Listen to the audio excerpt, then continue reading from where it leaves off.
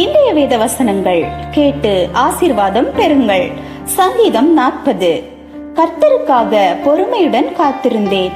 அவர் என்னிடமாய் சாய்ந்து என் கூப்பிடுதலை கேட்டார்.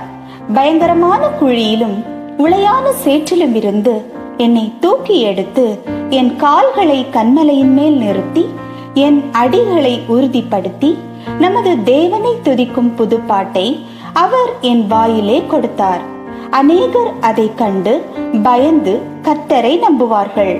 அகங்காரிகளையும் பொய்யை சார்ந்திருக்கிறவர்களையும் நோக்காமல் கர்த்தரையே தன் நம்பிக்கையாக வைக்கிற மனுஷன் பாக்கியவான்.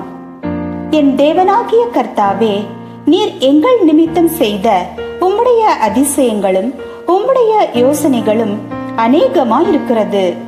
ஒருவரும் அவைகளை உமக்கு விவரித்து சொல்லி முடியாது. நான் அவைகளை சொல்லி அறிவிக்க வேண்டுமானால் அவைகள் எண்ணிக்கைக்கு மேலானவைகள். பலியையும் காணிக்கையையும் நீர் விரும்பாமல் என் செவிகளை திறந்தீர். சர்வாங்க தகன பலியையும் பாவ நிவாரண பலியையும் நீர் கேட்கவில்லை.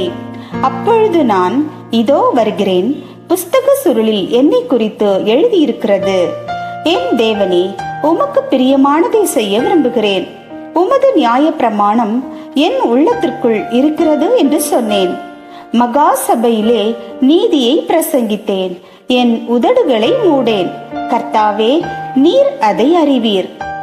உம்முடைய நீதியை நான் என் இருதயத்திற்குள் மறைத்து வைக்கவில்லை. உமது சத்தியத்தையும் உமது ரட்சிப்பையும் சொல்லி இருக்கிறேன். உமது கிருபையையும் உமது உண்மையையும் மகா சபைக்கு அறிவியாதபடிக்கு நான் ஒளித்து வைக்கவில்லை. கர்த்தாவே, நீர் உம்முடைய இரக்கங்களை எனக்கு கிடையாமற் போக பண்ணாதேயும். உமது கிருபையும் உமது உண்மையும் எப்பொழுதும் என்னை காக்க கடவது. எண்ணிக்கைக்கு அடங்காத தீமைகள் என்னை சூழ்ந்து கொண்டது. என் அக்கிரமங்கள் என்னை தொடர்ந்து பிடித்தது. நான் நிமிர்ந்து பார்க்க கூடாதிருக்கிறது. அவைகள் என் தலைமயிரிலும் அதிகமாயிருக்கிறது. என் இருதயம் சோர்ந்து போகிறது. கர்த்தாவே, என்னை விடுவித்தருளும். கர்த்தாவே, எனக்கு சகாயம் பண்ண தீவிரியும்.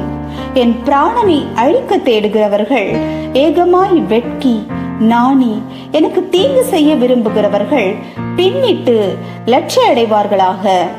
என் பேரில் ஆ ஆ ஆ ஆ என்று சொல்லுகிறவர்கள் தங்கள் வெட்கத்தின் பலனை அடைந்து கைவிடப்படுவார்களாக. உம்மை தேடுகிற அனைவரும் உமக்குள் மகிழ்ந்து சந்தோஷப்படுவார்களாக. உம்முடைய ரட்சிப்பை விரும்புகிறவர்கள் கர்த்தருக்கு மகிமை உண்டாவதாக என்று எப்பொழுதும் சொல்வார்களாக. நான் சிறுமையும் எளிமையுமானவன். கர்த்தரோ என்மேல் நினைவாயிருக்கிறார். தேவரீர் என் துணையும் என்னை விடுவிக்கிறவருமாயிருக்கிறீர். என் தேவனே, தாமதியாதேயும். ஆமேன். ஆண்டவர் உங்களை ஆசீர்வதிப்பாராக.